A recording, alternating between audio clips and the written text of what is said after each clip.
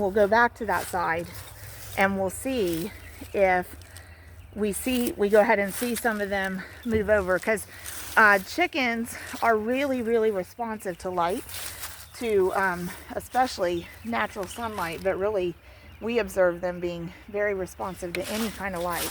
So in general, when there's a strong light change, we see response immediately. And if you have chickens and there's any kind of strong light change, even with your egg production chickens, I'll show you here what I'm seeing. Even with egg production chicks though, you do see them kind of like get that startle response or scatter response, and maybe like kind of take flight even. So we've closed up the one door and totally eliminated that wedge of sunlight there.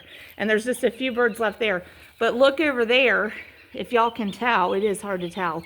And we'll go back over. I hate to zoom in because then sometimes I can't get it to zoom back out. But see now, just in that little bit of a minute or a little more, the birds are actually going over there. Okay, so I'm going to try to zoom back out. All right. Okay, so let me close this door while I'm at this side of the barn. Thanks for bearing with me, but I know it doesn't make for an exciting video, but it was a real-time demonstration of chickens responding to sunlight. And with these meat chickens, so many of the specifics of raising them successfully have so much to do with whatever your specific circumstances, setting, resources are. And so like here, that's what we're trying to do. And y'all look, we've got all these little chickies now that have come over here. So there's probably at least 2 dozen have already made their way over to this sunny spot. So a good 1/5 of this flock has already responded to the sunlight, okay? And a lot of the other ones are actually eating and drinking. So as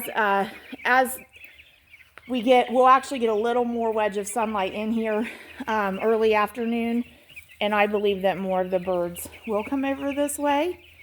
Okay, so our outside temperature may increase by about 10 degrees as the day goes on. It's going to be cold again tonight in the 20s Fahrenheit. We're going to leave all 7 supplemental heat lamps on for them. We aren't going to turn them off because that's their place that they can always go back to.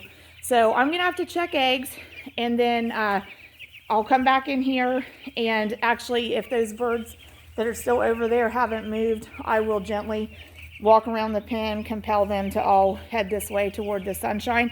And actually by end of day, then I'm aiming the camera at a west facing side. I can open up that set of doors at the end of the day if it's not windy and let those birds, and then that sunlight will stream in where those heat lamps actually are. So anyway, so they're doing great. Wanted to show you how we actually utilize the barn space to work with natural sunlight and to work with the ambient weather conditions. But even with ambient temperature a little less than 40 degrees Fahrenheit and birds that want to be about 85 degrees Fahrenheit ambient conditions, they will prefer to leave a heat lamp and go to natural sunlight if it's available, and if the wind isn't negating the solar warmth coming from that. So it's just kind of interesting. It's kind of interesting knowing how warm they want to be, but seeing that to them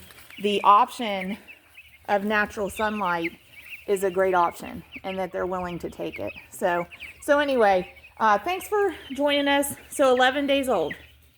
11 days old here. And like I said, actually production for them is already, processing is already scheduled for April 16th. That'll make this flock ending production at 37 days old, and they're already 11 days old. So they'll get there. And that's part of what over time raising these meat chickens kind of instills in you as a flock manager, as a producer.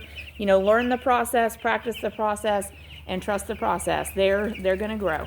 If we make the conditions good and we keep putting the feed in there and keep the water in there and keep the floor as clean and dry as we can and keep them reasonably comfortable, reasonably warm enough, they're going to grow. So anyway, so thanks y'all. Meet me back in the barn another time, and we'll keep a check on how these Cornish Rock meat cross chickens are doing.